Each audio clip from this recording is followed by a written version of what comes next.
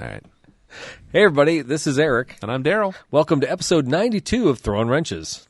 The automotive podcast that's keeping it cool here in the hot Midwest. It's hot. On this episode of Throwin Wrenches. Trikes. Eric seems to love them, so we race daily, kill them. Are you down with BYD?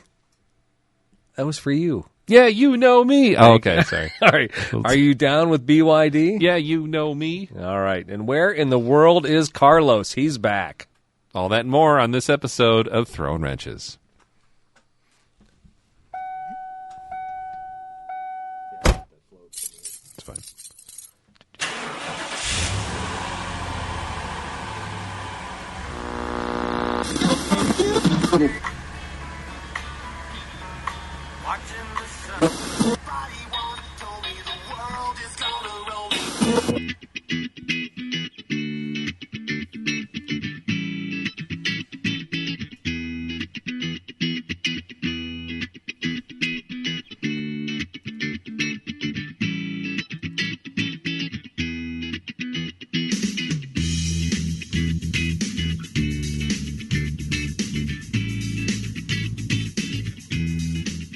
Play that funky bass, Daryl Scott. That's right. That was me. That's my first record album. Was it? Yeah, my record deal with A&M. No, I don't know. You know what? I used to tell everybody thanks for listening, but I don't even bother with that anymore. I will tell you this. Thanks for making your comments on Spotify. Which one? This is like my new game. Oh, yeah. You Yeah. actually did. Okay, so before the show, that's what you were looking at? Yeah, I got to look up okay. and see all the comments and all the poll results and all that stuff from our Spotify feed. Checking your social media contacts here. Episode What do we have on Spotify? Yeah, episode 90 was Car Star with Jack Allison. And so one of the questions I asked was, whose car of the week was better? And so we had my little trike thing I had. I try to remember what that... was it the Vanguard. Vanderhall, whatever. Yeah. The weird kind of, not Polaris slingshot, but some other weird thing. Yeah, and Jack had a 911, just a generic 911. Yeah. And then you brought that Ford thing. The old Ford is what I called it on the poll question. Yeah, it was a 68 Ford Custom 500 two-door sedan that I was going to buy at an auction. I was going to put a bid on, and my wife said no. And Guess what, Daryl? What? You won. Did I win? You won, yes. Ta-da! Yeah. Hey, how about that? And on the last episode, food truck... Oh, wrong one. Anyways, no, I won. That's great. I never win anything. I think that sold for like $4,300 too. Yeah. I could have got a nice looking car. Yeah, and you could have got another storage unit. Yeah. Oh well. Sarah would have been so proud. Yeah. Right. Episode 91 was Food Truck Frenzy, and I asked who had the best option for the side hustle, or what was the best option, and the food truck won hands down on that one. Oh, yeah, there you go. Or, I'm sorry, the wiener stand. Sorry. The hot dog stand. Yeah, the hot dog stand one. Whose pick was that? Is that mine? I think you and I both agreed on that one. Okay. I don't. Right. Daryl's looking at the keys. We're splitting the. There we go. We're splitting the mixer. Hey, we both won. We're both winners, Eric. Yes. Or wieners, I should say. Anyway, hey, do you know my co-host Daryl Scott? No. Oh, Sarah said she shed. Wow, she sells seashells by the seashore. Tongue twister time. Yeah. I think I'm Sean Connery. Anyway, let's go back here. Do you know my co-host Daryl Scott? Well, Sarah said she shed. Daryl said she should. He's got another roof. Soon enough, Peoria County tax collectors will be raising his taxes accordingly. Mm-hmm. Will this give him more room for another car in his 3-car garage? Who knows? On the next episode of Daryl Scott, you'll find out. Is that a sitcom? I think it is. Is it on Nick at Night? Yeah. Well, that was great. Thank you for that intro. And, we'll talk more about that in a bit. For those who don't know my co-host, Brad Pitt, did a film about fly fishing in the early 1990s. It inspired my co-host to take a trip out west and put on some waders and try his hand at catching some trout. How did he make out? Well, I just want to say I hope he cooked his fish to the proper temperature to avoid tapeworms. That's another movie you don't want to watch. He's Mr. Eric Stahl. Is that Squid Game? Yeah. Is that like Human Centipede? That was bad. Did you ever watch that? What's the series? Monsters Inside Me? Oh, The guy- no. Oh, it was gross. But my service advisor, Chad, one time had a bot fly on his elbow. It was kind of gross. That's gross. Don't you hear about it? No, I'll tell you not at all. about it. All right. Oh, Speaking of, Chad was a service advisor at Fort's Toyota Pekin. Fort's Toyota Pekin's been one of the sponsors of this show since its inception. Thanks again to Fort's Toyota for their long-term sponsorship. Hey, if you don't know Fort's Toyota, you can find them on the web at www.toyota-pekin.com. There you'll find all the new inventory. Again, this last week, like 4 or 5 transports showed up. Tacomas, Highlanders, Sienna vans. yeah. How about any of them fancy Priuses? We'll get into that in the projects, Okay, maybe. all right, Yeah. Hint. But no, great cars still coming in all the time. Some of them are pre-sold. Some of them are available for sale. A friend of mine just bought a new Tacoma today. And actually another friend of mine just bought a new Venza today. So Nice. Love seeing these cars going out. And if there's something you're looking for in particular, make sure you touch base with some of the great salesmen there. Again, Fort's Toyota Pekin at www.toyota-pekin.com. You can find them on all the socials at Fort's Toyota. By the way, I'm running a little contest over the last week. I'm not sure it's going to make it during this episode, but we're doing a Tell Us About Your Toyota contest for your oil change. I saw that. Have you seen that? Yeah. That's fun. I almost chimed in. I'm like, no, I'm too close to it. No, you should. You should? Just throw a picture of your car up and tell people about it. Okay. All right. To me, and backing out of the commercial here for Fort's, as the service manager for Fort's Toyota, so of course I'm always talking about Toyota. I was chainsawing this weekend. I was doing my yard work as I normally do, and I was running Little Mule, which fans of the show will know about. Oh, yeah. But it's my 97 Tacoma, 4x4 regular cab with the 5-speed. Love that truck. That's cool. And keep a chainsaw in the back with some fuel, and now I'm kind of using a lot of electric tools on it too. Mm-hmm. But I loaded it up, and I'm like, man, I love this truck. I love putzing around my 10 acres. I love going out in the pasture, dumping the wood out in the burn pile. And I was inspired a little bit there. Like, you know what? I love this truck, and I've had many other cars in my life that I've loved. So I just told people, hey, tell us about the Toyota you love. And I've had a great reaction. I've had several people post up pictures. One guy posted up a picture of his 2001 Tacoma with like 3 guys in the bed of it. Did you see that today? No, I haven't been It's on. a great picture. He's like, I don't own the truck anymore, but I love that 2001 Tacoma. Like, that's what I'm looking for. Yeah. So that's totally fun. So, yeah, at Fort's Toyota on Instagram and Facebook. And TikTok, but you know the chances of finding a TikTok from Fort's right now it's pretty slim, dude. yeah. It's just hard to keep on top of all the socials. I know it is, but you could do a good job of it. And follow Fort's Trail Team. That's a fun one too. Always like the videos that you wind up sharing from all over. I like to put the weird stuff on Trail Team that I wouldn't put on the normal page. A lot of off-road action there, especially maybe what not to do, but it's a good time. It's a good time. Thanks also to our Patreon supporters. You definitely know who you are. And if you listened to the pre-show for episode 93, well, you got a lot of Kathy Bates. A little bit. Yeah, that was like 20 minutes, but that's fine.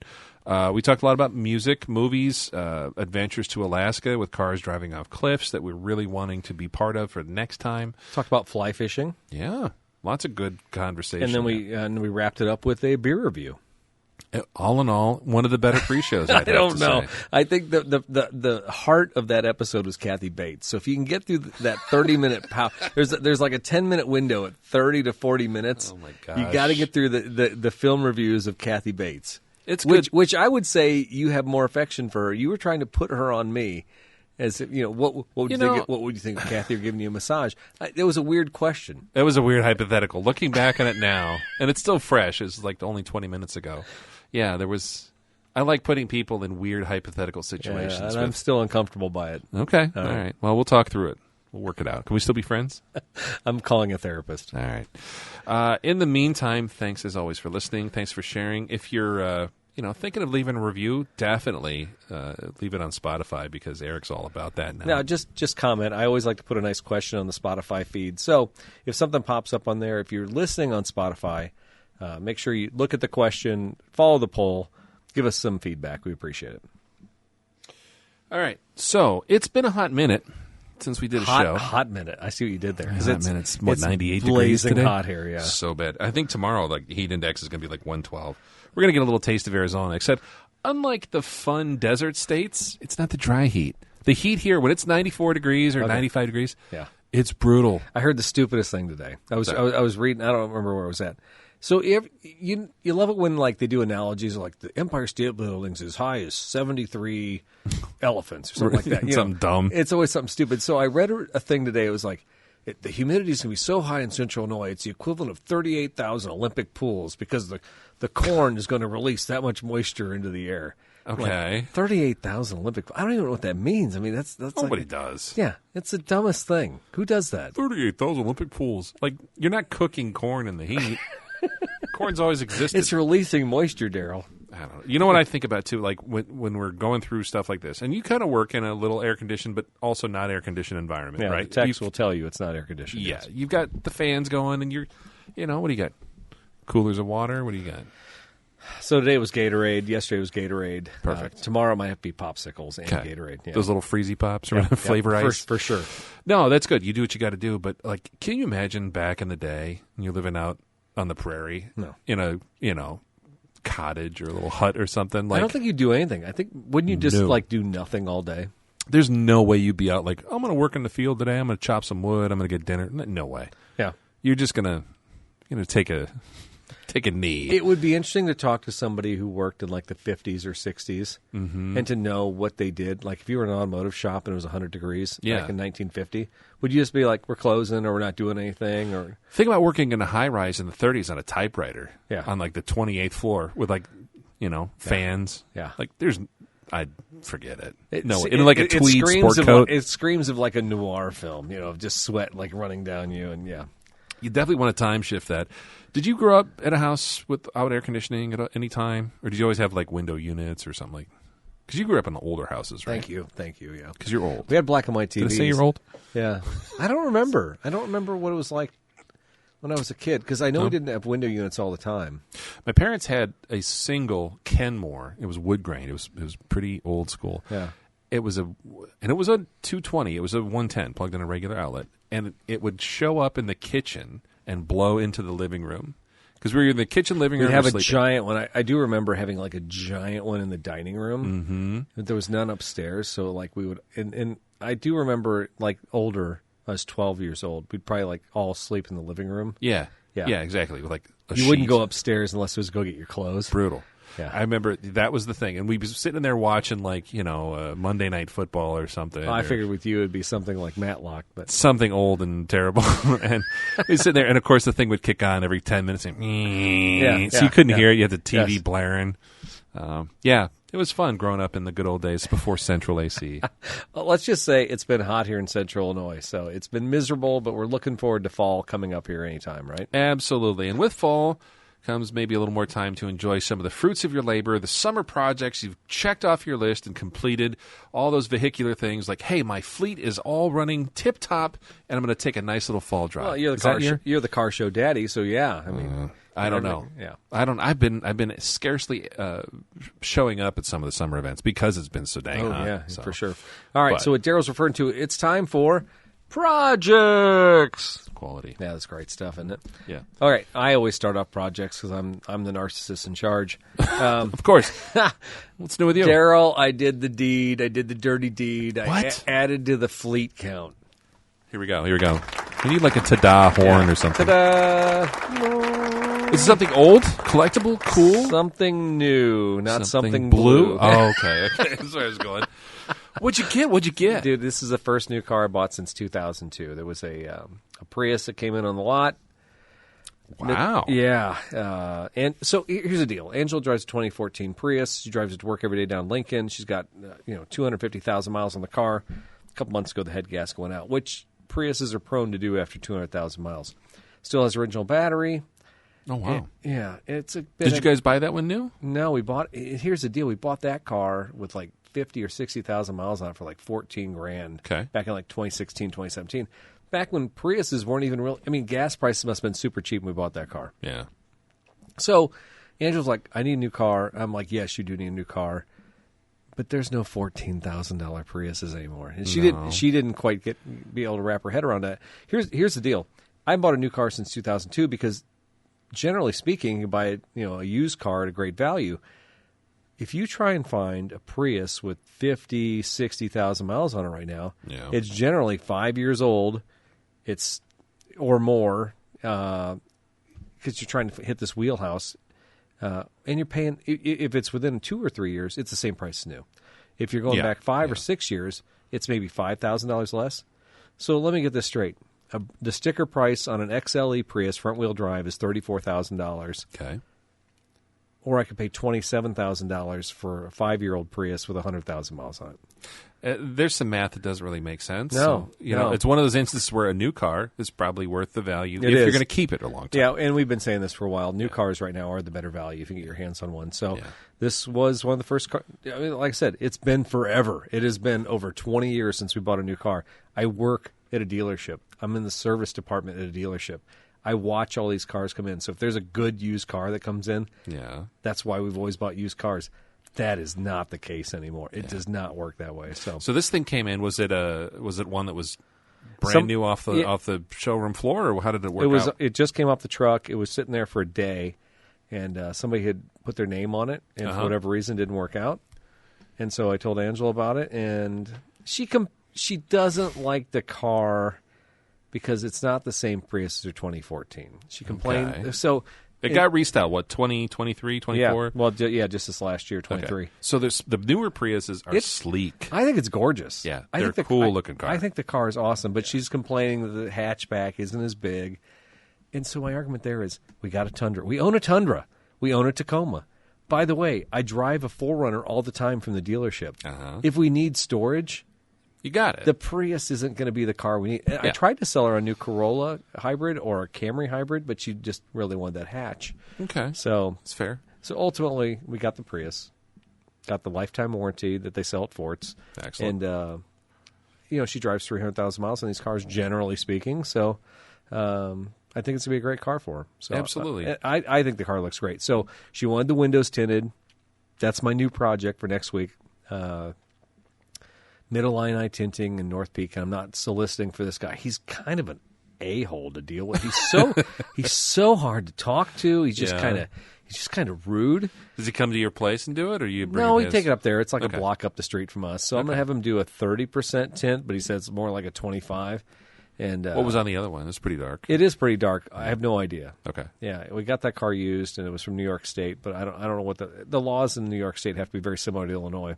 The back windows were a lot darker than the fronts. Gotcha. But I think she'll be happier. Yeah.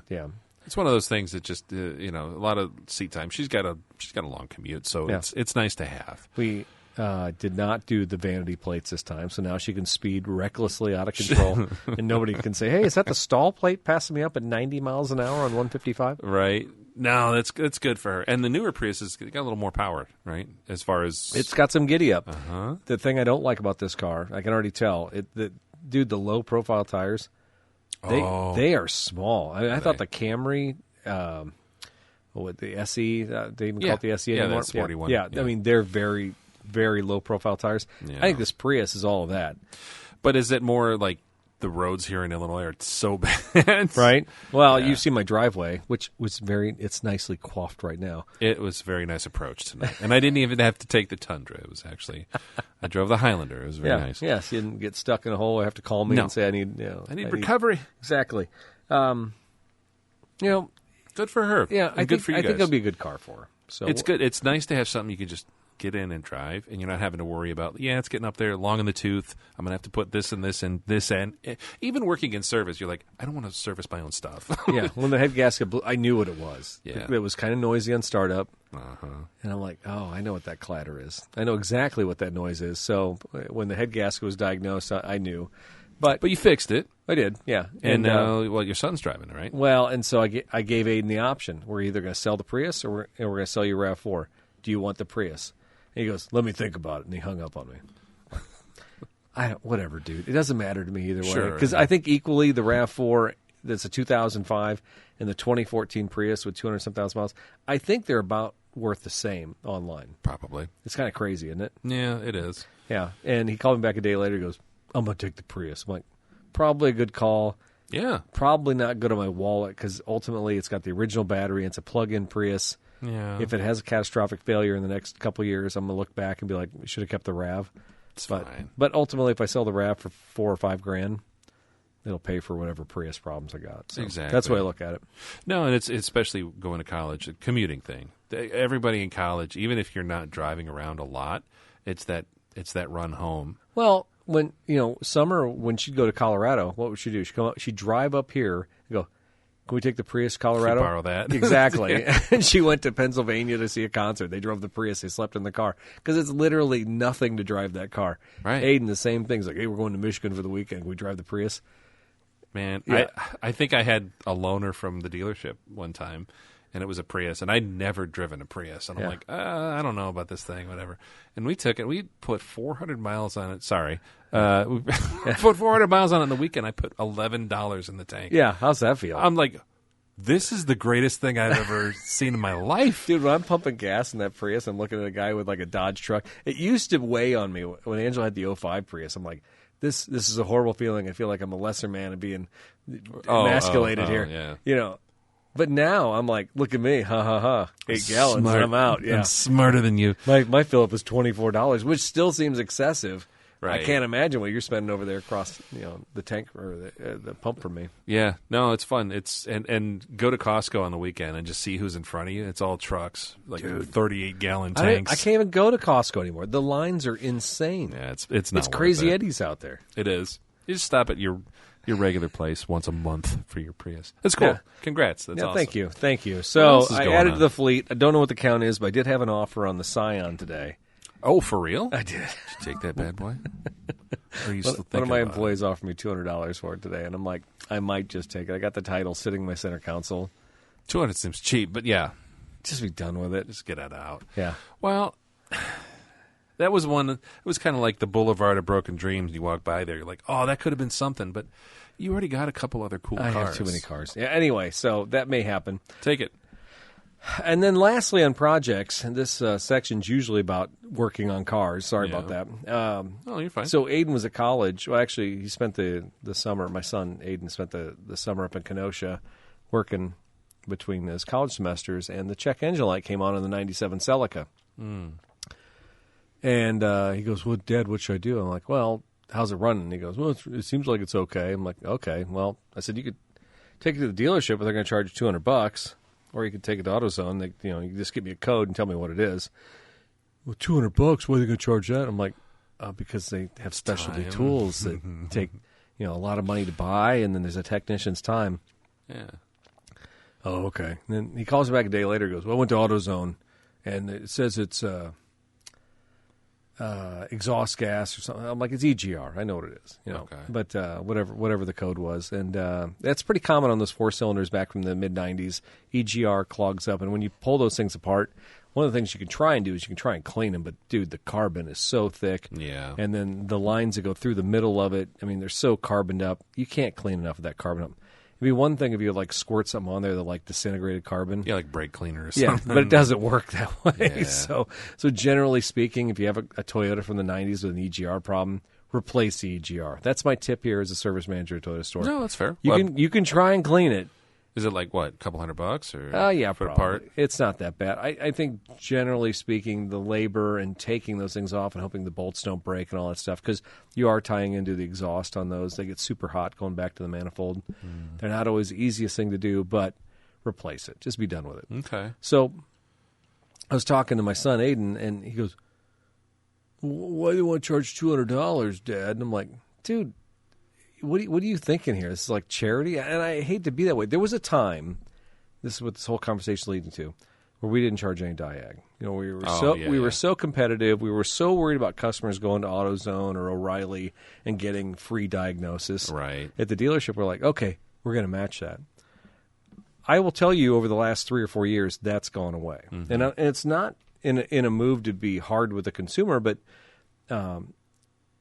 in a 97 car, it's not a big deal. You throw me a code, probably know what it is, not an extensive diagnosis. Sure. But to be fair, for the newer technicians who have to hop in there and look at these cars, it is actually a harder diagnosis. Right. The guys who've been doing the job for 40 years, it's an easy diagnosis. Mm-hmm. So the newer cars are not that simple. You plug in the computer, next thing you know, you're looking at all these different metrics, you're looking at all these different things, you're like, oh, I have to run the performance, I have to give it some gas, I have to watch the O2 sensors. Like real-time data Exactly. stuff. And I have to backfeed that. Oh, by the way, I may have to take that data, upload it to Toyota. I mean, you look through TSBs or tech tips and stuff like that and see what's going on.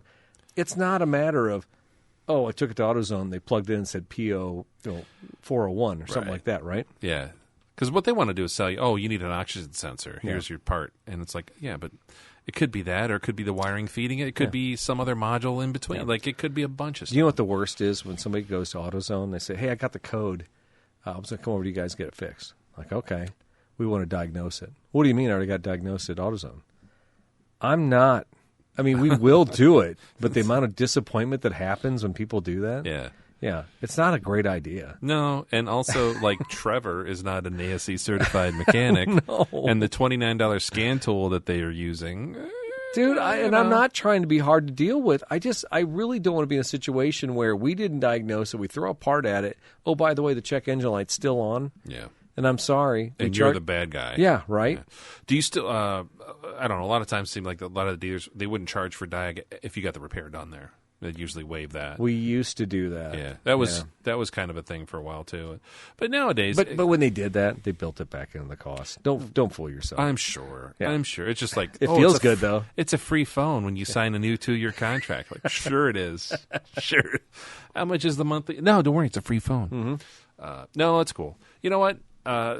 So that's what I pulled up tonight. The green one sitting out there. Yeah, it needs the EGR. Okay. And it's been so hot at the store. Honest to God, everybody's been working till 3 or 4 o'clock every day, and it's like we're done, dying. And so and I told Aiden, I said, because what happens with the EGR and those older 4-cylinders, the car will kind of like shudder and idle.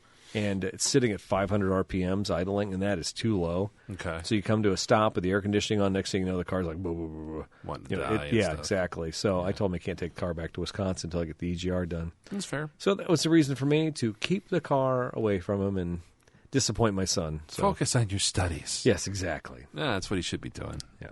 That's exciting. Yeah, and I think that's about it. We rented out the camper on my, everybody knows about this camper. If you've been following the show, we did an outdoorsy. Mm-hmm. That was a whole adventure. I should have made that. Maybe we'll make that like the next pre-show. The pooper was full and it didn't get cleaned out. It's just when they returned it. Do you want the story now? Sure. You cat's out of the bag. So I took it down to this biker rally down in Springfield, and they rented it for 5 days. We rented it out for $800. We get $500 on Outdoorsy. Okay, that's how this thing works. So I'm like, okay, I'm going to make 2 payments on it. It's worth my time. So I run it down to the Springfield State Fairgrounds. At the end of the week, right before we're going to take off for Colorado, I say, you know what? I was going to leave that Sunday morning, but I'm going to stay because I know Angela going down with the Tundra, hooking up to that camper, and then cleaning out the pooper and all that stuff is going to be a pain in the butt. So 6 a.m. in the morning, we run down there, maybe even 5:30. We get down to the campground, and the couple were super nice. They communicated the whole time, loved them to death, but they did say they use the bathroom, which is fine. That's part of the deal. I have a guy coming around with a septic truck who's like sucking all the campers out. Okay. And it's just, dude, it's Claude and his son, these goobers. In the honey wagon. Yeah. Oh, yeah. So the guy's like, he pulls up. He's like, you guys need cleaned out? I'm like, yeah, please. And he goes, which one's a gray tank? Which one's a black tank? I'm like, okay, and here's me. I didn't grow up with these. Yeah. Gray water what is that? Shower and sink. Okay, and then black water is like toilet. Brown water, basically. Yeah, okay. Black is brown. Yeah. Right.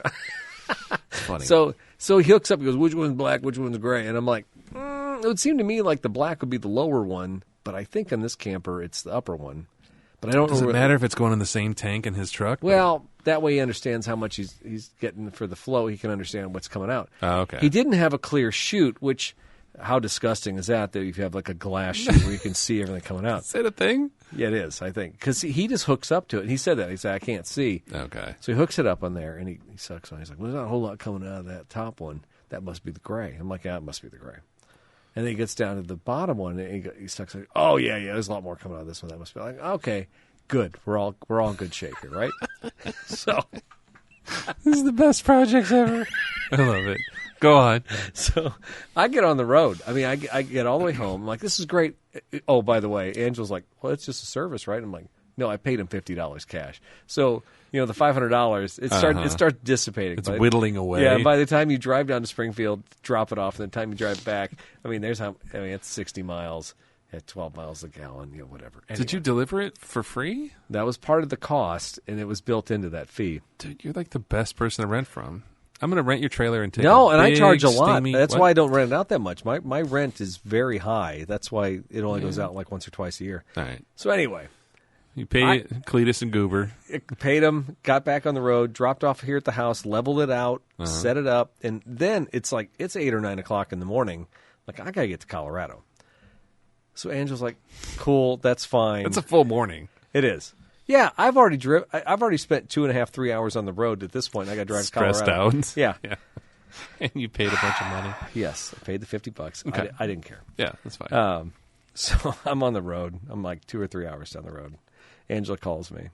And folks, we're friends here, right? So we don't Sure. talk. We don't talk. When I say something happened between me and my wife, you don't walk up to my wife ever and say, "Hey, I heard this story on Throwin Wrenches."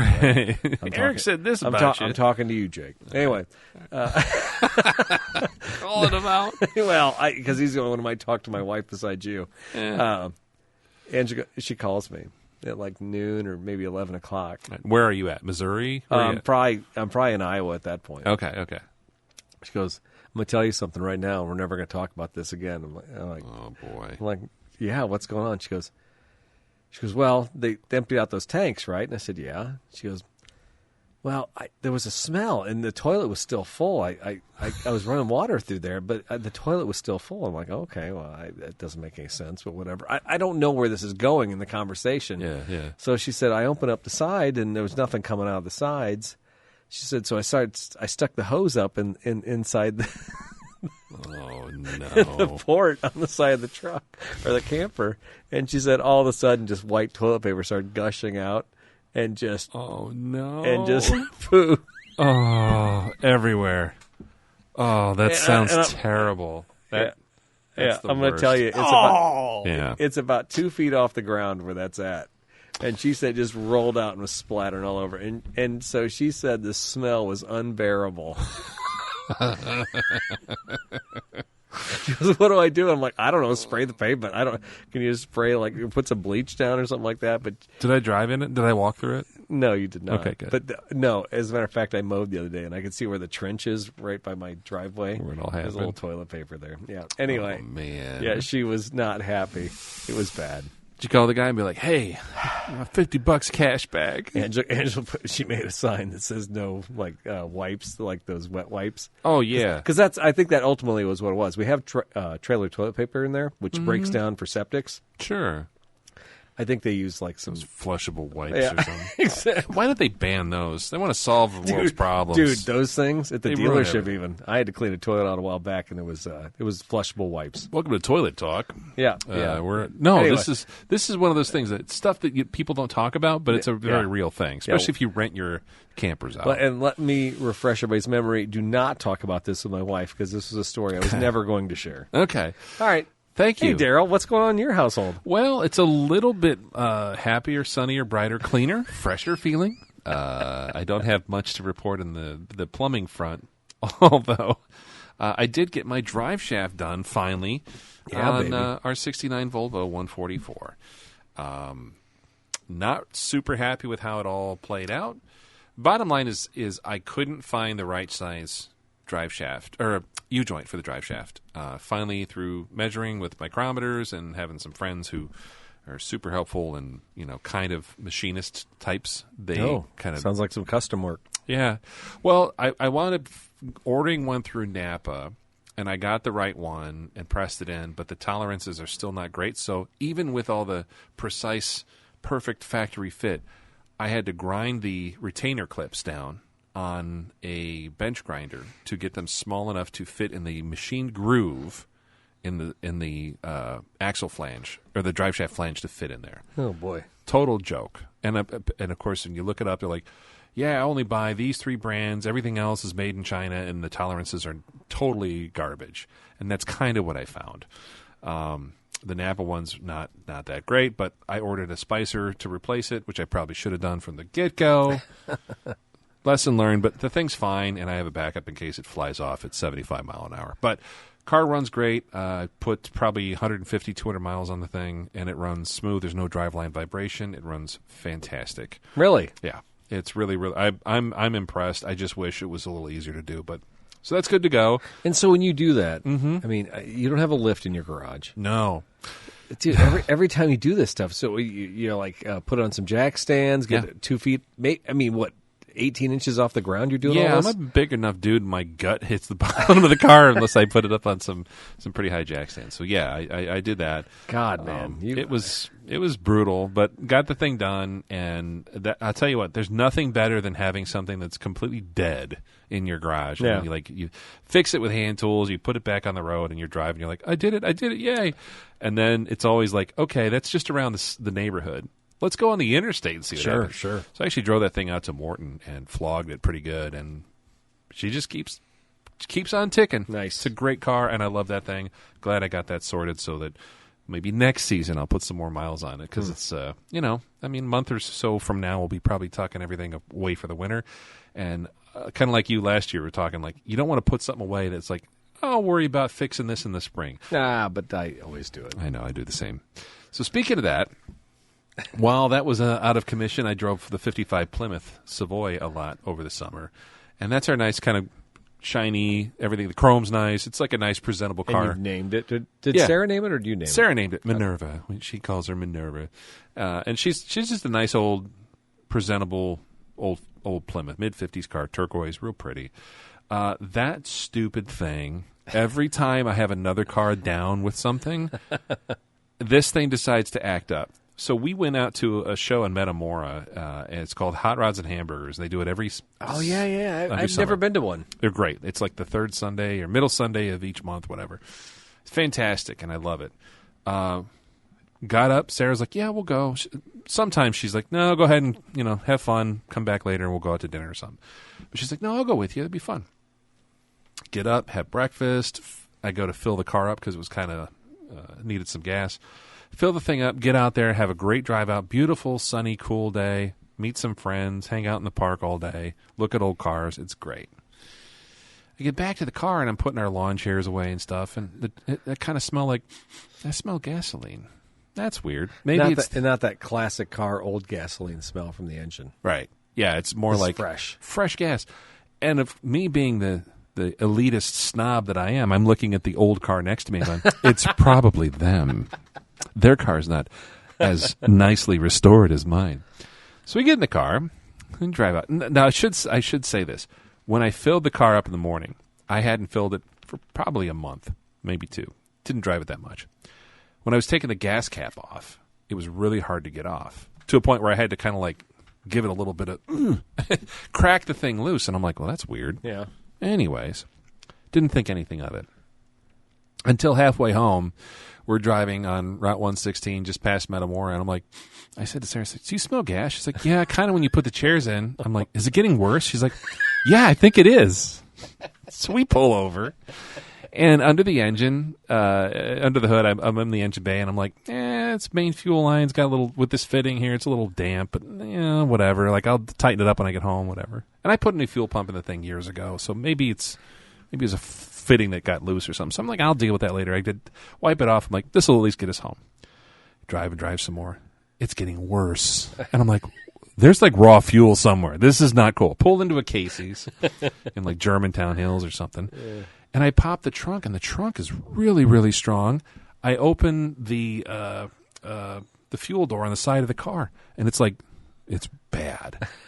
And I look underneath. I'm like, the filler neck isn't leaking. The sending unit's not. I mean, this is interesting. So you're not seeing gas dribbles on the ground. No, I'm thinking like a hose, a vent hose, or something. Yeah.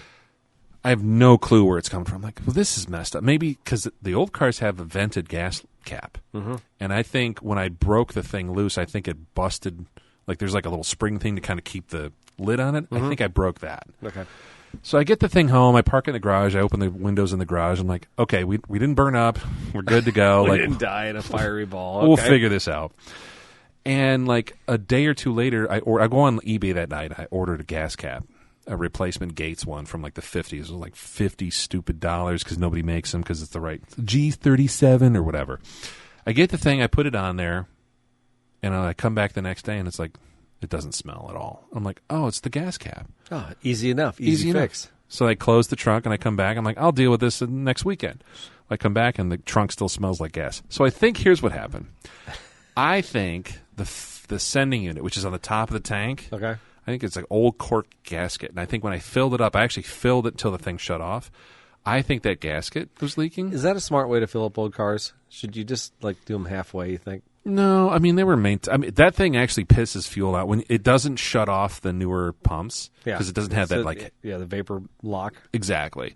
So I have to listen to where it's like bloop, bloop, bloop, bloop, bloop, and you hear it coming up. Yeah, and I'd be like, shut it off. Yeah, okay. Yeah, and I always stand back because I learned my lesson when I first got the car. You got sprayed. I sprayed myself every time, and it was to the point where I'd be there talking. Hey, nice old car. Oh, thanks. What can it? Oh, it's a 55 Plymouth. Meanwhile, I have 5 gallons on the on the floor at the BP in Peoria Heights. Like, damn it. And then I threw my lit cigarette out. Yeah. No. So the whole moral of the story is, if you have something old, maybe don't fill it up all the way. Number 2, if you smell gas, turn it off and maybe have a tow truck take you home. Because it's probably not smart to have you and your wife drive 25 miles home. But do you love her? I do. Okay, all right. Wait, the car or my wife. Yeah, I love both of them. They're great. So, long story short, that I need to sort out. I'll probably drop the tank, replace the gaskets, replace the filler neck hoses, and then figure out what the heck I need to do with my life. And the only other thing is I drove Oscar, which is our 47 Chevy Fleetline, because my other 2 cars were 3 cars are out of commission. So I drove that to a show. No comments on the big Plymouth. The Fury? So I haven't driven that in a while. Okay. I did that Friday Night Lights and Cars and Coffee a couple times. Great car, love it. I'm like, I'll rotate this in and out.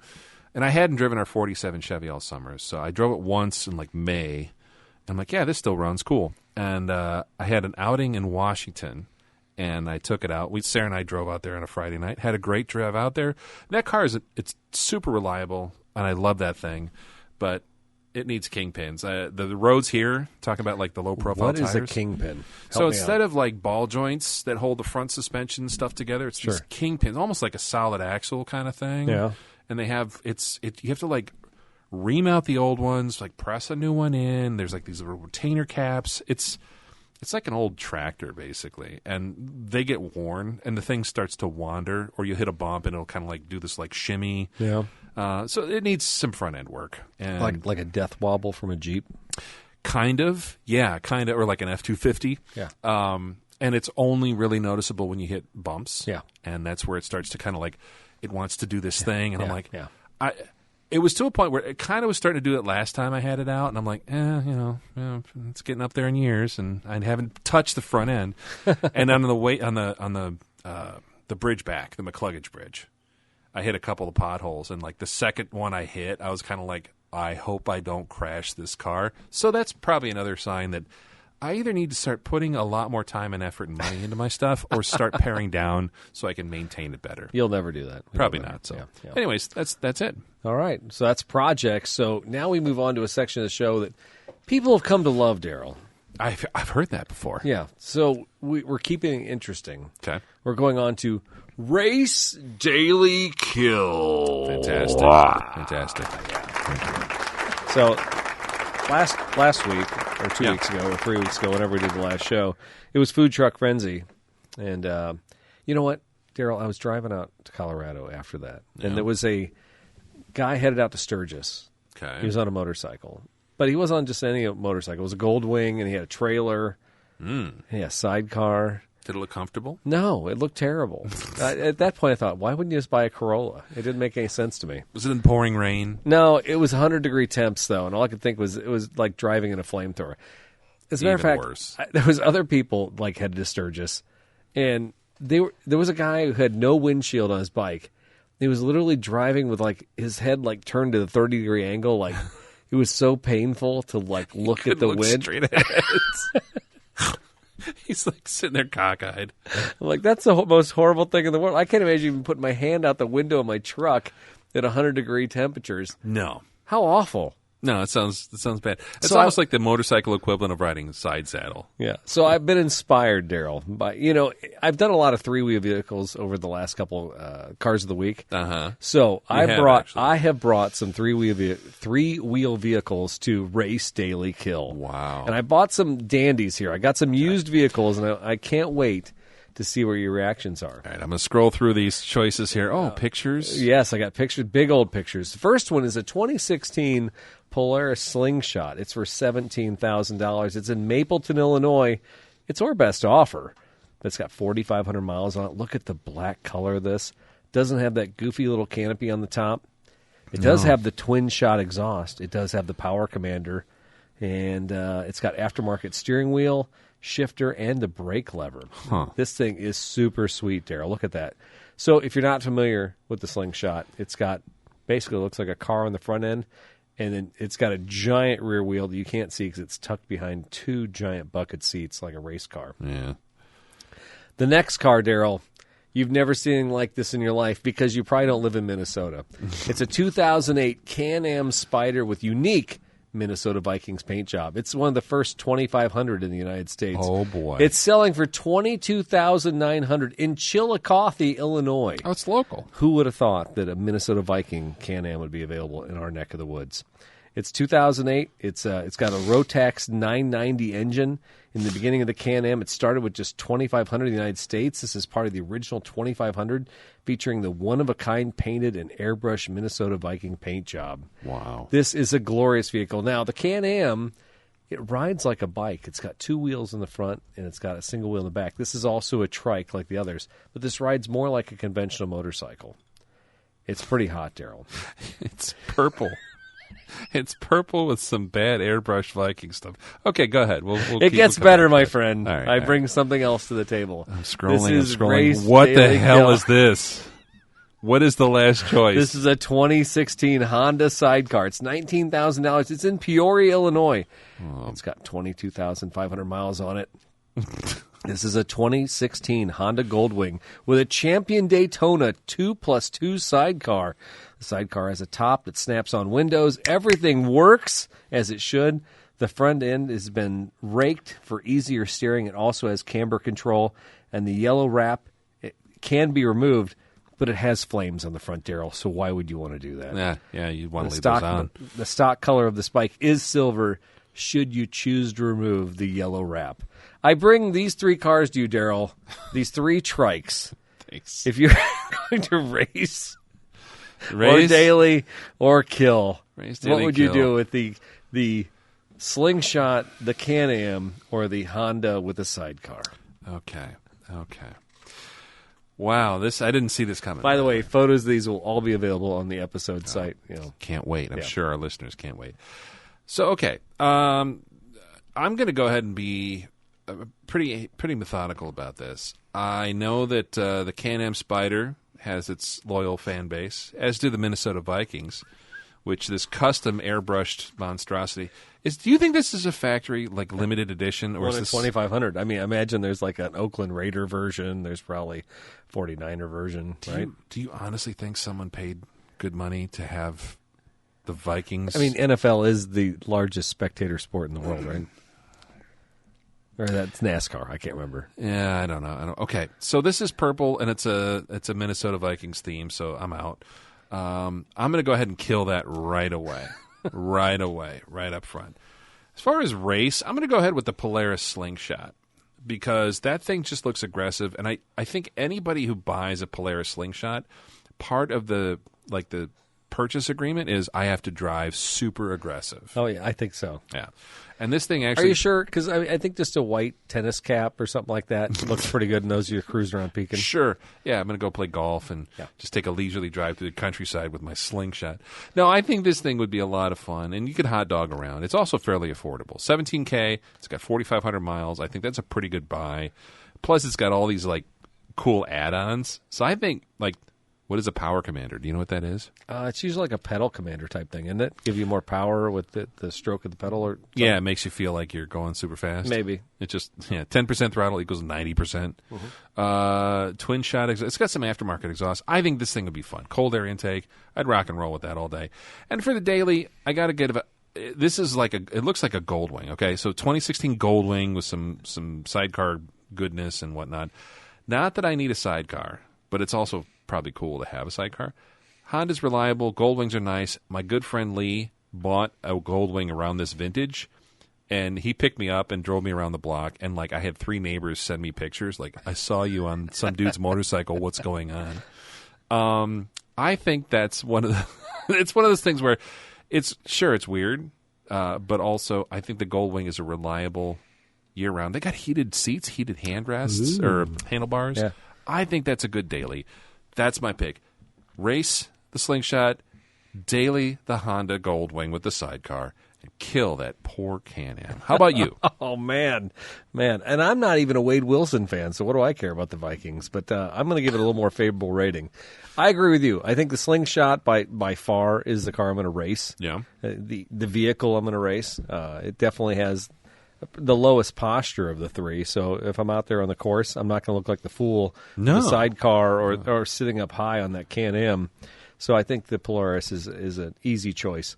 Now, as far as daily going, I can't see myself dailing that Honda sidecar. No, but I can see myself on a Minnesota Vikings Can-Am because it sits so high, it's so wide, it almost looks like a car at an intersection. So when I'm turning right or left on Springfield Road, it has the presence of a car. So I don't feel like I'm going to get whacked on it like a motorcycle in general. Okay. Now, to be fair, I'm not a Vikings fan. So maybe, just maybe, I'll get the Plastidip out. Well, maybe we'll hit that thing with green or Bears orange or something like that, just to be a little respectable around here. And if I Plastidip it, I save that valuable layer, that 1 in 2,500 layer. Maybe later on I could peel that off and make a mint on this thing because it is a collector's edition, right? Yeah, you don't want to ruin the collectability of a Can-Am Spyder Vikings edition. And I'm killing the Goldwing, Daryl. I have no use for it. Dude, that sidecar is as big as a Toyota Echo. So, no. I'm not. I mean, there's 2 seats. Where are you going to put your Little Caesars Hot and Readies when you're driving home? I don't know. I hope there's like a little rack. I'm sorry, your Casey's Pizza. No, as a matter of fact, no. I always stop in Morton over at Garner's. So I'm going to get my Garner's pizza with the 1 pound of wings on the back. I think there's probably a spot in my Can-Am for that. I doubt it. I think you're making a big mistake. There's a frunk on this thing. There's got to be some space. It's probably. I don't know what you put in there. Your defibrillator? Do you think every time you honk the horn it goes... Probably. The Ricola horn? That's the Vikings horn, you moron. It's the same thing, isn't it? I don't know. You know what, horsepower-wise, you know what a Polaris Slingshot makes? No. 173 horsepower. You know what a Can-Am makes? That stupid Rotax, like, snowmobile engine? 80. 115. Oh. So, I don't know. I think you're making a big mistake, but I respect your decision. Thank you. I appreciate the respect. Goldwing has 2 more cylinders, but that's fine. That's fine. This is your choice. Whatever makes you happy. These were my choices. Okay. I brought them to the table. I'm expecting the next episode for you to bring something. I'll bring something. The Race Daily Kill. All right. Everybody's favorite segment. That's it. Sorry. No, I like it. Crowds love it too. All right, so we've been away from the news, but I know you're connected. You're plugged in. You're in the industry. Yes, you're reading all the journals, I'm the in blogs. The lead, I'm in the know, yes. So what's going on in the world news tonight? All right, we got a lot of news articles here, but let's start off with world news. How China is becoming the money pit for foreign automakers. What? This is from the Wall Street Journal. For the largest global automakers, profits in China have been hit by falling sales as consumers embrace electric vehicles from homegrown brands such as BYD, which last year supplanted Volkswagen as China's best-selling automaker. Yeah, that's huge. That is huge, actually. In July, EVs and plug-in hybrids accounted for over half of all sales sold in the country for the first time, while the share slipped for dealers of non-Chinese brands. They slipped to 33%, down from 50% 2 years earlier. What do you make of that? I think that's protectionism, right? I mean, the thought of building a plant in China and hoping that the Chinese would buy your cars is probably a fool's errand, I think. Well, and it's interesting too because we've been saying for years, Volkswagen's EVs, they're gonna dominate, they're gonna do this, and in some markets they've done very well, but. You know what? And we did, because Volkswagen had 8 or 9 EVs that were smaller cars. Mm-hmm. They rolled them out in Europe, and they were leading in a lot of the countries. Yeah. And they were the world's largest automaker for a bit, Yeah, right? They did not transition to the United States very well. No. at all. Still haven't. Where's the? I know some Volkswagen dealers, and they say the ID, what is it, like ID2? ID2, ID3. Yeah, they said that they don't like them. I've never driven one. I've never had any presence with them, so I can't speak to them. Yeah. But they don't have great marks, great reviews. No, that's too bad because they seem promising. But yeah, on their home turf in China, it's interesting to see BYD is killing it. Yeah. And also like the tech advancements that they have as far as like battery exchanges in some instances. There's stuff like that too, where you can just like basically like the skateboard or whatever, where you're just like, yeah, I'm done. Instead of like sitting at a charger, I'm just going to go ahead and exchange it and keep rolling. So there's some neat stuff that's going on there. Definitely one to watch as the EV, the future of EVs kind of continues to evolve. Yeah, crazy stuff. Yeah. So I think these next two articles kind of tie together. Okay. Okay. Let's do this one here first real quick. This is from Electronics Weekly, David Manners. Mitsubishi joins Honda and Nissan in EV tie-up. Mitsubishi joins Honda and Nissan. Did you catch that? Yeah. Okay. Mitsubishi Motors has joined Nissan Honda at EV tie-up, where all three companies share key components and software. That's Nissan, key. It is. Nissan and Honda announced the EV collaboration in March, and the CEO, Makoto Uchido, Nissan, he said they're very pleased to welcome the new members of the strategic partnership between Honda and Nissan. Mitsubishi Motors has a unique technology and expertise. Honda CEO, Toshiro Mibe, said that the industry is going through a once-in-a-century period and a transformation towards electrification and collaboration that would resolve related issues more quickly. And Mitsubishi Motors CEO Tako Koto said that collaboration is essential to the future of success of the automotive industry. And former Nissan boss Carlos Goshn was scathing about the move. I can't imagine for one. Actually, do we have some Carlos music? I'll have to put that in the background. Somewhere in post. We'll definitely do that. Absolutely. I can't imagine for one moment how this is going to work between Honda and Nissan unless it's a takeover. Unless it's a disguised takeover by Honda of Nissan and Mitsubishi with Honda in the driver's seat. It's going to be a takeover. A disguised takeover, he said to Automotive News. Interesting. Yeah, so that's your Where in the World Is Carlos Goshn. Do we have that? We got that song on here, don't we? I've got it. I think on my computer at home. Oh, shoot. I'll put it in Google Drive. Someday we're going to fix this card. You know, by the way, it's great that he's come out of hiding. Where is he now? Is he in exile? I don't know what country he's island in. of Corsica? Yeah. I mean, does he have protection from like ex-Navy SEALs still? Disgraced former Nissan CEO. Did it say disgraced? No. I don't think it said disgraced. I added that. It just said former Nissan boss. Criminal mastermind Carlos Goshn. Piano mover. But the other, that's right. Do you ever imagine like Mitsubishi? Like there's this weird alternate timeline where I think Mitsubishi could have been somebody, could have been a contender, could have been instead of a bum. And I feel like Mitsubishi really kind of lost its way a little bit, at least here in North America. But it seems like globally they're still making it work. And I don't know, maybe partnering with Honda and Nissan and sharing first of all the tech. The software I think is huge. I know people as they look towards EVs and things like that. It's everybody's got their own. It's just like early computers. Like everybody's got their own code. Everybody's got their own this and that. If you standardize stuff and everybody's kind of like, yeah, we're all sharing the same language here. Sure. Does that make them all more powerful or more marketable to consumers and to people who service these things? I mean, everything seems like it's bilinear in some ways. I mean, it's Coke, Pepsi, it's Bud Miller, right? It's, and I look tastes at, great, less filling. Yeah, but I look at like these merging. I mean, we talk a little bit at Toyota. Toyota's tying in really hard with Mazda right now. Yeah, there is no Mazda Financial anymore. It's Toyota Financial. The factories that are in the United States that make Mazdas, they're Toyota joint plants. Mm-hmm. So there's a tie-up. Now you watch these three companies, they tie up. You watch Stellantis, everything the brands are tying up. Yeah. I mean, we have Ford, we have General Motors in this country. Stellantis isn't even an American company. No. So we're getting to the point where it's very A or B options, right? It's very binary. Well, and what does that give you? It gives you purchasing power. It gives you leverage over your sub-suppliers. It gets you less selection. Yeah. I mean, think about this. Microsoft, Google. I mean, Android, Apple. There's all these different things. I mean, people complain they have no selection, but at the same time, they haven't supported maybe these true independents and stuff like that. So it's the same thing in every industry. It is. Yeah. It absolutely is. And I do feel like at one point we're just going to have, the two big ones or one big one. I think you'll have the Asian brand, you'll have the European brand, and the American brands. Probably. Maybe. I mean, maybe we won't see that in our lifetime, but it'd be interesting to see.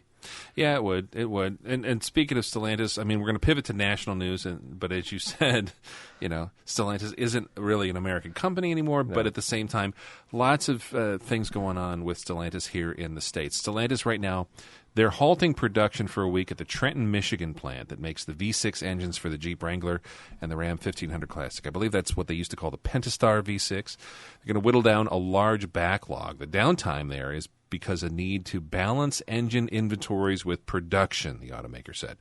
Now, Stellantis has been adjusting its production output and laying off workers. In some cases amid sliding sales and changes to the vehicle portfolio. We, of course, are very familiar with the Stellantis plant up in Belvidere, Illinois, which idled. I mean, they used to be, as a kid, the Neons, the Voyagers, the PT Cruisers, the Jeep stuff they used to make up there. It was a huge, huge, huge plant. They idled that, and a lot of folks said they didn't want to invest in what it needed to kind of build EV futures or more fuel-efficient vehicles. Mm-hmm. At the same time, Stellantis was investing in some facilities that made cars in Mexico. So interesting to see how that pans out, but that's what's going on with Stellantis. There are tons and tons of those Wrangler trucks on the lots. Gladiators? Gladiators. Yes. If you look at any Jeep dealer right now, Jeep Ram... They're buried. They're buried. Tons of inventory. $10,000 off the sticker price in those things. A lot of the stuff, too, you'll see. If you do like a dealer inventory search, there's like 2023s still new on the lot. Yeah. We're rolling almost into 2025 It's bad news for those guys. Yeah. I mean, we talked about this the other day. The cheapest Tacoma you get, the new Tacoma with the new engine and the new body style and all that, I think you get a 4x4 at $40,000 or less. Yeah. And I know those trucks are $75,000. I mean, they're solid front axle. They are built like a Jeep, but they're overbuilt. Yeah. I think the initial lure is gone. Probably. They probably should have made them maybe less production, but they got a little too greedy. Yeah, I'm curious to see how that all pans out because I haven't seen a ton of markdowns. Every once in a while, you'll see a sprinkle.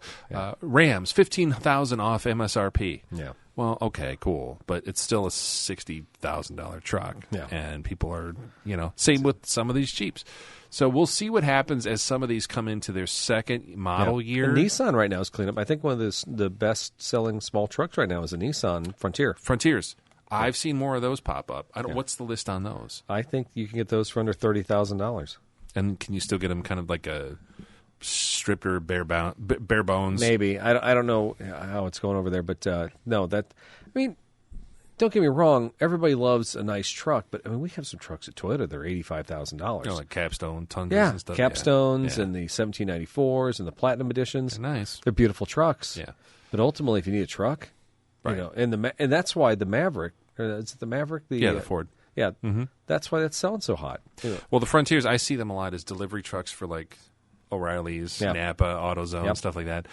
You'll see them in a lot of industries like the insulation companies here in town. They'll buy those things because they can probably buy them cheap, run them around, run them into the ground, and then sell them. So it's interesting to see what's going to happen with Stellantis. But, as far as that goes, and a lot of the newer Rams are coming out with that, what is it called, the Tornado? It's like an inline six with turbos on them. Mm-hmm. It's the same one I think they've started putting in the Wagoneers.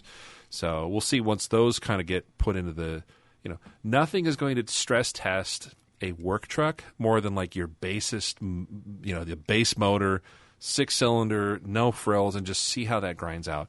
I've heard some things about that turbo inline six. That Hurricane, maybe it's Tornado. Hurricane was an old one, or vice versa, whatever it's called. I'm trusting something you. Twister, I don't know. Oh, yeah. Helen Hunt, the Bill Paxton motor. Did Helen Hunt make a cameo in the new Twisters? In the Twisters? I haven't seen. Have you seen hope. Twisters? I watched the new Fall Guy movie and Lee Majors at the end. Interesting. Does he play a bad guy or something? No, he was good. Oh. Yeah. Okay. Show up at the end. Lee Majors. Can Lee Majors be bad? Maybe. Is there an evil Lee Majors character? Maybe he's wearing He's got a goatee like evil Spock. No, I don't know. I'll be honest. I need to see the Twisters movie, but probably not in the theater. Evil Spock. I don't know. It's a terrible reference. Anyways, what's going on with our friends over in Sweden? Oh, yeah, Sweden. I'm surprised you didn't take this article because you are a Swedish lover. Yeah. Yeah, Swedish EV maker Polestar starts U.S. production avoiding heavy tariffs.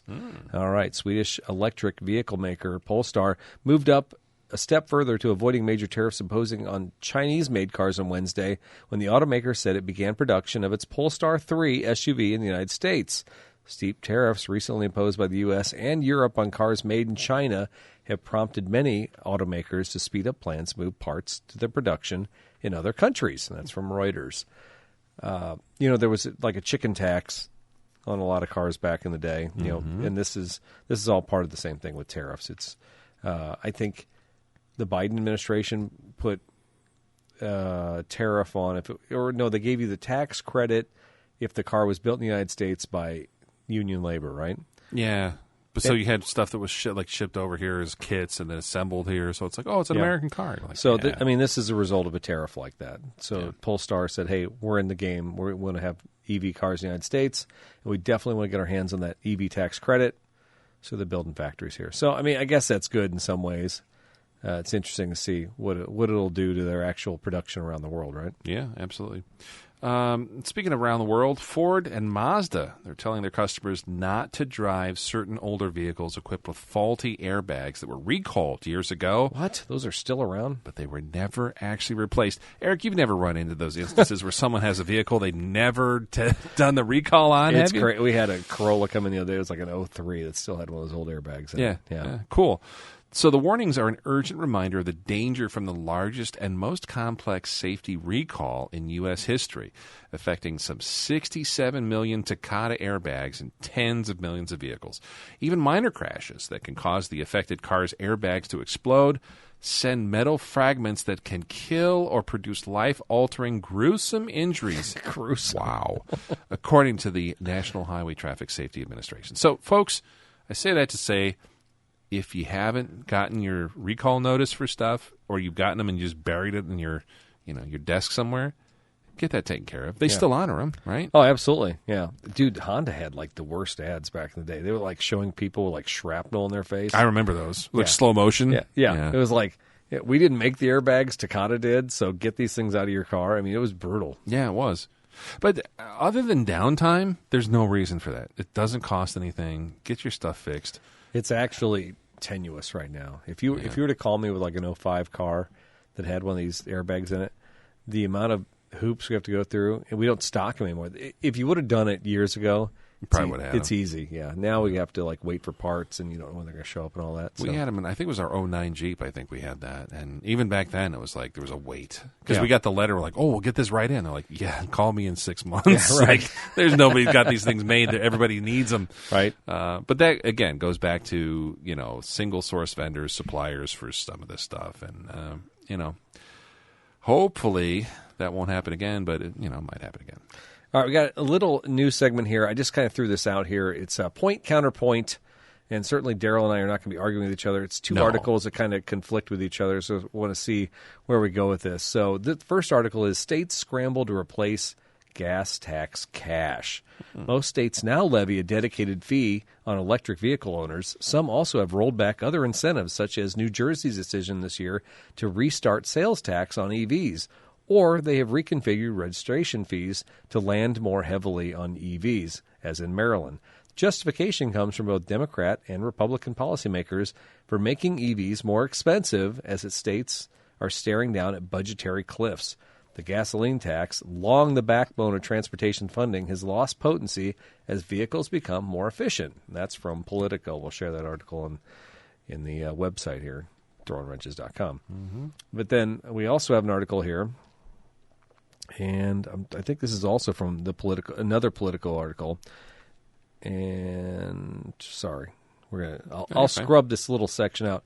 It's more of an anti-electric vehicle policy than a road funding policy, said State Representative Frank Horstein, a Democratic chair of the Minnesota House Transportation Committee. He said of the states trying to make up the gas tax revenue by charging EV owners. States face a balancing act. The more quickly drivers go electric, the more quickly gas revenues decline. The more states lean on EVs to make up for lost gas revenue, the more it weighs on EV demand. We're not at a point where electric vehicles are in any way, shape, or form quote or unquote, stealing from the gas tax, Horstein said. It's far from that. It's a drop in the bucket. So what do you think, Daryl Scott? So he's saying his point is that EVs are not stealing from the gas tax. So why should we be legislating harder on them is what he's saying. Exactly. And so he has some point there in terms of the funding formula currently for road repairs, maintenance, new road construction, all that, through the gasoline. Every time you buy a gallon of gas, you're basically funding your state's policy for funding all the road construction. Exactly. And I don't know what the percentage is, or per X cents per gallon of gas. I don't know what that is. I probably should be more informed. But I know that that's old funding formula that was figured out here in Ottawa, Illinois, of all places. Beautiful Ottawa. Okay. Yeah. So that place you drive past on 80. Mm-hmm. And it's like the what is it called? AASHO test loop, Ottawa test loop, or whatever. Wow. Okay, this is news to me. Yeah. Right. So I can go on a whole tangent about this, but basically, the funding formula was designed in the 50s by folks who looked at how much roads degraded after X amount of cars and trucks and heavy loads drove on it, and said over X amount of time with this many traffic, cars and stuff going on it, the road needs to be repaired this often, and so you probably should make up for that by charging this amount of taxes per gallon of gas or whatever. That funding formula was great when cars were powered by 300 cubic inch V8s, and everybody was putting in, 20 gallons every 2 days, sure, and the states were making up that money. Well, when you have a car that's getting 35 miles per gallon or 40 miles per gallon, or your Prius, it probably gets even better. 50. That funding formula doesn't work so much, but people are still driving the same amount, maybe not as often with virtual work and all that. So that's a whole other variable. And electric vehicles, sometimes they're a little heavier. They put wear and tear on. There's absolutely an argument to be made that they are just as much of a wear item, if not more so, because of the extra weight. Absolutely. Look at what does a new Cybertruck weigh? Almost 7,000 pounds. I know. Yeah, 8,000 on the Hummer, right? They're big boys. Yeah. So those things are out there wearing and tearing. Old infrastructure that's probably been laid down since the 50s. And there is an argument to be made that that funding formula, even with an EV plate that costs a lot more to get. There was a time where the Illinois EV plate was like $1,100 or $1,200. It was stupid money. Yeah. I don't know what it is now. Is it $300? They rolled it back, yeah. Okay. I think it's a more reasonable. It's still considerably more than it's double the price of it. Yeah, regular, Yeah. But they're guaranteed never to full EVs guaranteed never to pay any other motor fuel tax. Yeah, because they don't use fuel. So I don't know. I don't think it's not stealing from the gas tax, but I think that whole funding formula needs to be looked at again. And I don't know whether that's a 2-tier system. EVs pay this, or they pay an annual, or we completely reevaluate how much we're taxing fuel. I don't know. I think so. One of the misnomers in this in the point counterpoint is what I would love to have shown you, and I really searched diligently. I tried to find the amount of EVs versus gas cars that were sold in even Illinois. Oh yeah, United States. I found a lot of worldwide numbers, and worldwide EVs have spiked. I mean, but that's looking at China. We were talking about BYD earlier in the episode. Yeah, if you take Chinese sales into account, then yes, EVs are jetting off. But in Illinois, I don't think that's the case. So if we're looking at the fuel tax in Illinois, we're looking at the road conditions in Illinois, I don't know that we can actually get too crazy about it. Yeah, I know that's been like a 40 or 50% increase in the last 4 or 5 years, I think, in terms of EV. Yeah, but they were like 1 or 2%. So 40 or 50%, right. Yeah, now we're at 5% or 7% of the market, right? Right. It's still not. I wonder if it's even at 1 million. Yeah. As far as that goes. So there's definitely some numbers that need to be crunched, but I still feel like in so many ways in this country we are running off of models for funding, taxation, usage that were established in post-World War II America when everybody was... McCarthyism. Yeah. Well, everybody was like firing on all cylinders and everything's great and everybody's got this and that. And I don't know if those formulas work anymore. But also, I was a C math student, so I can't really speak to it. Yeah, I'm stupid. But the fact of the matter is, I don't know. If you run an EV and you're putting wear and tear on the roads and you're not paying at the same rate, is that fair? That's the big buzzword. Is this fair? Is this a fair funding formula? Well, I mean, anytime we give incentives to any industry, whether it's farming or whether it's EVs or something like that, is it fair? I mean, but that's what government does. We have to steer the mule with sticks. So we have to like beat the industry in certain directions, and sometimes it comes down to tax incentives. Who's making those decisions? What's fair? Well, you vote for those people, so you decide, right? I guess that's why they give you those chads you can poke out. All right, so that is point counterpoint. It was a little stretch. No, it's not bad. It comes up every so often. So, yeah. What are we talking about here as far as our friends in Modena, who make some really cool sports cars, supercars? They're actually looking at going electric. Yeah, here, I got actually a theme song for this do one. You? Yeah, I do. Oh, there's your Bluetooth. There you go. Oh, there we go. Disco. Yeah.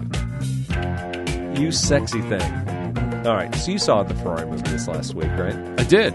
Adam Driver, Penelope Cruz. Yeah. Yeah, I didn't see it in the theater, but loved it. A lot of compromising positions in that movie. There were. All right, so Supercar News Search brought about the new EV from Ferrari. Have you seen this? No, it's sexy. I mean, I'm not. We talked a lot about Ferraris and some other stuff. Daryl and I were talking about this like pre-show, I think. And what kind of cars do you have? You're gonna have a collector's car that's gonna last forever in your car. Ferrari to this point hasn't really had the EV situation come up. Can an EV be a classic car? But right now they have a car. So Ferrari. This is the article. It's from Electech, because this is an electric car. Ferrari electric supercar. Everything we know. It's their first ever electric car to debut in 2025 and go on sale in 2026. This is from Eric Loveday. They revealed that the car will be available by the end of 25, and it should be a big deal for the Italian automaker. CEO Oh man, I could say Benedetto Vigna. Vigna? Or Vigna? I'd say Vigna, but Vigna says that the automaker's first electric car won't lose the brand's unique feel. Vigna also pointed out the obvious. It's Ferrari's first EV. We will have 4 wheels. What is that? Would it have 2 wheels? I don't even know what that means. Yeah, I don't know. Ferrari's been testing heavily camouflaged prototypes ahead of the EV's debut, but they don't really know what the test mules will resemble the finished product. What we do know is our first look at the Ferrari EV was hiding underneath a heavily modified Maserati Levante body with a fake exhaust tip tacked onto the back. But because the prototype is an SUV, it doesn't necessarily mean the SUV's EV will be one as well. It's unclear what the final form will look like at this stage of development, although it's expected to have some crossover-like features like minor cladding. That's from Motor One. And as far as its signature sound, well, Ferrari CEO Vigna previously stated the electric cars are not silent, but he didn't reveal what sort of non-silence you would expect from Ferrari's first EV. I mean, you know what it should sound like? Yeah. Like a cappuccino maker. Just like steamed milk, steaming some milk around the Nürburgring, 200 mile an hour. Exactly. What will power it? Well, here we go. Ferrari has been working with SK On, a South Korean vehicle battery manufacturer. 2 companies recently signed a memorandum of understanding. Man, can we just get some of that like in the Middle East? That'd be nice. Just everybody come to a consensus. A memorandum of understanding. Yeah. It'd be so nice to continue their ongoing collaboration. So it will seem likely, though not guaranteed, that the batteries for Ferrari's EV will come from SK On. And how much will it cost? Well, we've seen some reports suggesting that the price of the EV will be over $500,000 start, although Ferrari CEO Vigna said that $500,000 was a surprise to him, so we expect a lower figure. Motor One says it won't be cheap. It'll likely cost much more than the Portofino M, which starts around $250,000, but could cost less than the SF90 Stradale. which is on its way out. The model starts at $520,000. Pocket change. Mere pocket change. My goodness. What are you talking about? Yes, that's You can buy one right now. There's a lot of space between those two figures, according to Motor One. We should find out its price when it debuts. So There you go. That is your supercar news search. Would you ever buy, if you were rich, if you were a billion, if you were like, I don't know, Jeff Bezos, yes, and you had all the money in the world, and you're like, I need a toy. Instead of buying a yacht, would you buy one of these? No, I'd buy the yacht. Why? I mean, I wouldn't want to roll it in like Italy like that last yacht guy, but yeah, that actually just happened. Yeah. An EV Ferrari? No. Why would I do that? If I had $1 billion, I'd get a gasser. I'd get some classic gasser from the 50s. I think I was... just roll some coal. Yeah. Get a diesel. Commission a diesel Ferrari just to waste as much. No, I think honestly, I'd be scrolling through the Barefoot Conchetta again or Contessa. Oh yeah, I'd be like finding those old Fiats, the prototypes that you can't even find anymore. Right. If I'm a billionaire, I'm finding a car that nobody can find anymore. Like a one of one. Exactly, yeah, exactly. Okay. I'm not buying this. I'm sorry, that's me. All right, no, I'll give you that. It might be fun to rip around. I just want to know how much faster because EVs. I mean, even like a Chevy Bolt or like the BMW i3 or like some of these smaller cars that are fast and fun. Mm-hmm. How much faster? It's instant power, instant torque. How much faster is a Ferrari EV going to be? But if I'm buying a Ferrari, I want the sound, right? That's what it's all about. It is. It's about people looking at you. But CEO said, it's not going to be. It's going to be loud. I mean, I'm used to the halo sound we get around the Toyotas. Like when the EV RAV4s come by, it's like, oh, that noise. Right. What's the Ferrari going to be like? Maybe. Just angrier. I'm curious. It's going to be judgier. It's going to, Maybe. Yeah. Maybe. Interesting car. Nice lines. But I don't know. We'll see what happens. It's about that time. I mean, we've I don't know. We've vaporized a few of our brain cells here. Yeah. It's time to maybe come back down from reality. Maybe not have, those what do you call them? Champagne dreams with a beer budget. No, totally going dollar store this week. I think Dollar General. Yeah, I think so. I don't know about Family you. Dollar. I mean, actually, I'm going a little ZZ Top. I don't know about you. I see your pick here, and that's the first thing that came to mind was ZZ Top's Eliminator album. Yeah. Let's talk about what your pick is for Cars of the Week. Yeah, there we go. My favorite segment. Yeah, it's your favorite segment. I think it's everybody's favorite segment, right? I mean. This is why I love we have guests. Yeah. Guests can bring like a car of the week and we kind of find out. We kind of like do a self-discovery of what their inner child is. Yeah, and then we instantly judge them. Oh, totally. And don't judge me for this one. And certainly don't judge me for the paint color. This is weird. It was not my first choice. This is out of character for you. Do you have a fever? You should check your forehead. For the flavor of a Pringles. Anyway, so I got a Ford Roadster Street Rod this week. I don't know what it is. You know what, Daryl? I enjoy cruising around and having a good time in my convertibles. Mm-hmm. But the one thing I lack with all my convertibles, Daryl, it's muscle. Oh, okay. So this Ford Model A style street rod, it's a street-bodied roadster that was built at least 2 decades ago, according to the selling dealer. This is on Bring a Trailer, by the way. Oh, okay. It's powered by 327 CI Chevrolet V8. I mean, it's a problem for me, but I'm going to get through this, okay? It's got dual quad injection setup. It's got a wheel and intake and manifold. It's got double hump cylinder heads. I don't even know what that means, but it sounds humpty. Sounds beefy. Humpty-tastic, yeah. Do the humpty. Anyway, the engine is backed by a Traumatic 5-speed. Traumatic? I'm having tremors it's right fine. now. This is all my wheelhouse. That's fine. It's 5-speed manual transmission. I was kind of hoping for a 6-speed. It's got a Ford 9-inch rear end. It details a 33 style grill. That's that super cool ZZ Top look I'm going for. It's got the Hillborn style air scoop. Don't even know what that means. A removable Carson style top. Purple paint on top of pinstriping applied by Bob Bohanuk from Chicago, Illinois. The car rides on a tubular steel chassis with 4-bar front suspension setup dropped on a front axle and a 4-link rear suspension, Bilstein dampers, and You know what Kohler. those are. Yeah, I do. I've heard that name, Bilstein. That's like the first thing I've said in 4 sentences. I know what it means. Weld Racing, 15-inch wheels, and 4-wheel disc brakes. Now, the disc brakes, that's nice. I really expected rear drums. Trimmed in black vinyl, the interior is equipped with a Hirsch shifter. I've heard of a Hirsch shifter. And I've heard of Sony. It's got an AM/FM CD head unit with a banjo-style steering wheel and a VDO instrumentation. All right, that's enough to know, folks. This is a street rod with big, fat tires on the back, skinny tires on the front. It's got this pointy front end that kind of looks like something out of like a Stephen King movie where maybe the face would turn into a gremlin or something like that with a pointy chin. Yeah. Very much like Maximum Overdrive. Yeah, it's got a big flat glass for the windshield, so I'm going to hit every bug as I'm going out in the countryside here. But you know what? I want a little muscle. I want to have a little fun. I want to like start up my Cars and Coffee or Friday Night Lights. Go. That's what you want? And that's what this car is all about. Yeah. And here's the deal. What's that? What's stupid about this car, it's got 12 hours left on Bring a Trailer. It's $8,600. What is the story? Is the color? Does the color have anything? What's the color for the car? By the way, for the folks at home who can't see, It's purple. It's not. It's not Viking purple. no. There is a theme going on this. Maybe I gotta. You know, I don't know if you know this, Daryl. You like Prince? No. Purple is the color of royalty. Is it? It is Royal purple. I'm just saying. I'm just saying. All right. Well, well, Your Highness, I think if you were to roll into Cars and Coffee with this, I think everybody would question your sanity. You think so? Well, this is so out of your wheelhouse. I'm actually surprised and startled and frankly amazed that you picked this. But also, It's a bargain.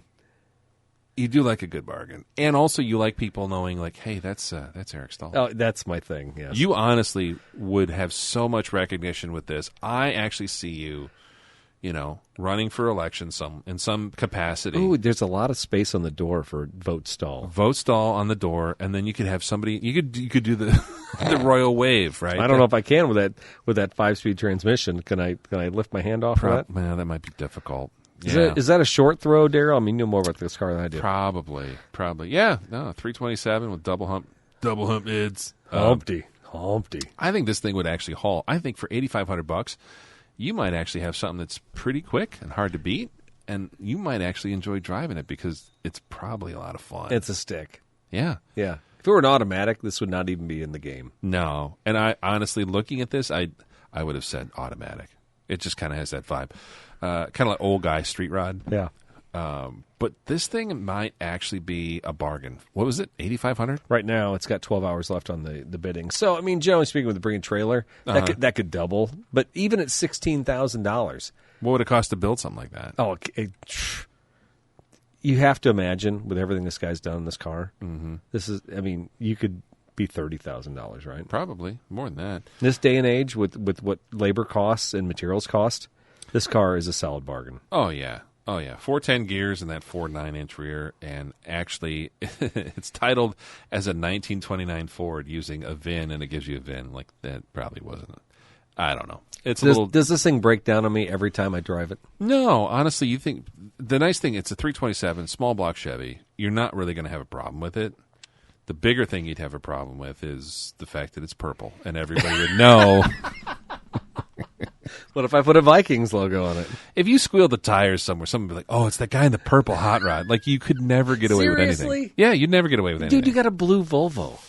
Yeah, and people know when I drive. Dude, when I drive that thing, people like text me like, "I saw you in the Heights. You look like you don't fit in that car." I'm like, "Yeah, thanks."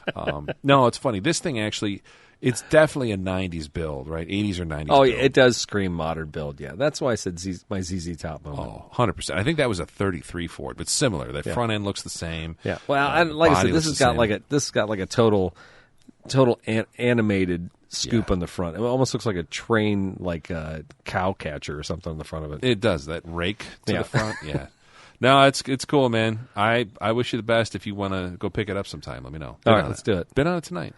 Don't you usually bid on stuff on Bring a Trailer? Usually within the first $5,000. First, don't you say first? Go in and bid the first bidder.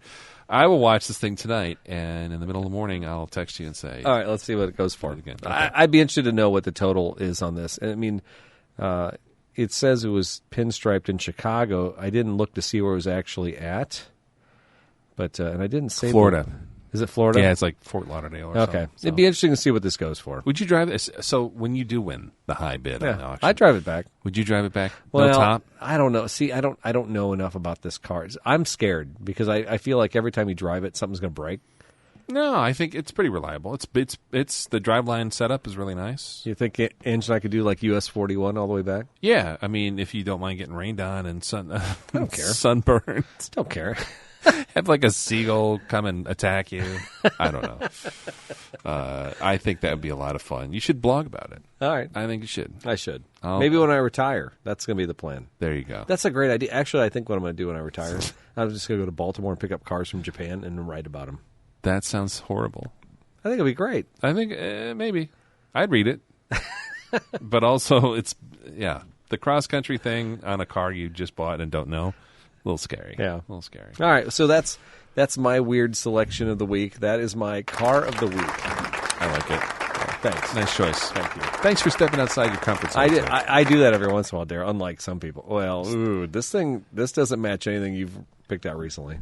No, that's a little different. So a few friends of mine have been sending me this because this car's been for sale at the local dealership for a long time.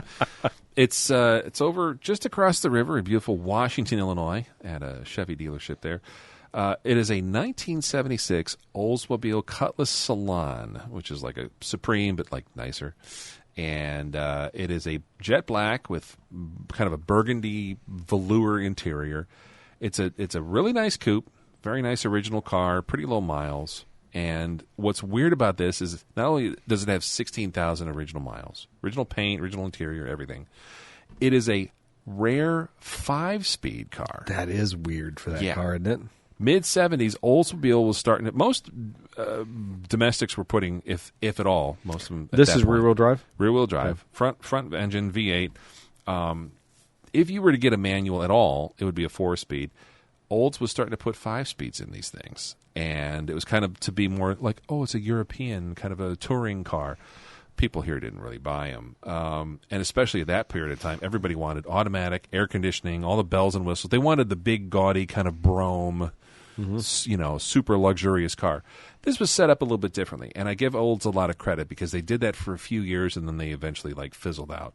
But this is supposedly one of only 964 5-speed cars made that year. And this thing, with the low miles, the black with the burgundy, real nice combo.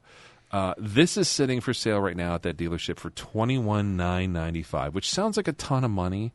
But again, it's a weird car. It's one of those you could roll into a cruise night and somebody would pop their head in there and be like, 5-speed, I didn't know they made those. And it'd be a conversation piece. The only thing that's weird about these... $22,000 conversation piece. Well, yeah, I mean, yeah. It's up there. The only weird part about this is Olds was famous for their 350s. It's not the same as a Chevy 350. An Olds 350, that is a good, long-running, even back then, a 200,000-mile motor. They were just built very well. And, of course, once they kind of standardized everything and, it just wasn't quite the same. But they actually ran this. This was not a 350. You couldn't get a 5-speed with a 350. They made a smaller, kind of more fuel-efficient, lower horsepower 267 V8. Oh, the 267. Didn't they make a diesel in these too? Later. Okay. So the later ones, you could get a diesel. But, this thing... I had to quiz them, folks. I don't know shit. I don't know stuff about this. No, they did. They did a 350 diesel later on, like 78, 79. But this thing, so it's got a weird oddball small displacement, same block. So if you wanted to rebuild it and bore it out to build a 350 Olds, you could. But honestly, this thing is kind of underpowered. It's a smog era motor, so it doesn't have a lot of high compression. It really wouldn't be that much of a muscle car. It'd be a fun car to just have for the novelty. So this grill, let's talk about this grill. Yeah. It's because my mom had a Cutlass, and I think it was a mid-'70s Cutlass, and it was red. We loved that car to death. It was a 2-door. Yeah. But I don't remember this L-shaped chrome grill wrapping around the front. Is this the Salon package? No, 75 and 6 had that same kind of waterfall grill. Okay. And actually, I don't know if it's 76 or 7. They were the best-selling car in America. Yeah. These things were everywhere. Everybody, Cutlass was a clean-looking design. Yeah. You My know, mom had an Olds Cutlass Supreme. I remember that. yeah. Yeah. If it was, honestly, that was probably around this time. They downsized them in 78. So 76 and 7, they're pretty big cars.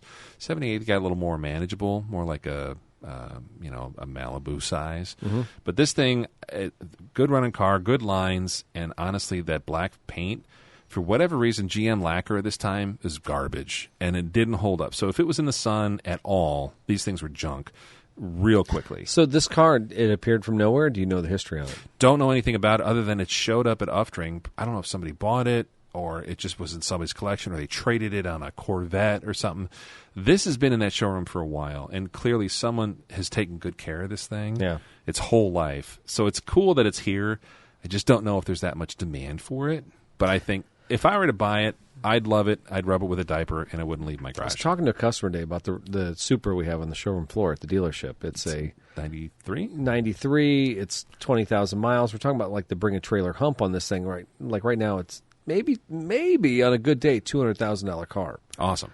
So, we're looking at, can that car appreciate the next 10 years? We're looking at the buy, because you're really looking at the buying body. Mm-hmm. So you're looking at people right now in their 30s and 40s. Right. You're looking at fans of like the Japanese racing, that stuff. Sure. Racing. But this car. So I'm trying to identify the lover of this car, and I'm going to guess it's somebody 10 years older than me. It's got to be somebody in their 60s. My mom had a car like this. Mm-hmm. She's 20 years older than me, obviously. Yeah. So she's in her 70s. This car at 21.9, this might be peak value for this car ever. Possibly. Yeah. Possibly. It's high. If I were to make a play, I'm serious collector, I want this thing. What's a realistic offer for this car? I'd say 15 to 20. I really do. It's never going to command what like an early 70s 442 or a Hurst Olds would command. Mm-hmm. Those are much more desirable, much more rare. But the fact that this is one of those that was like, oh, that's an odd option, the 5-speed in this thing. Mm-hmm. And the fact that it's so clean and so preserved, this is another one of those that this shouldn't have survived. First of all, it should have been made, and it should have survived.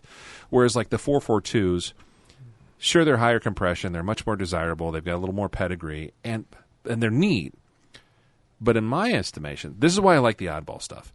A 442, if you were to compare this to like a $25,000 70 442 hardtop, that 442 has always been cool.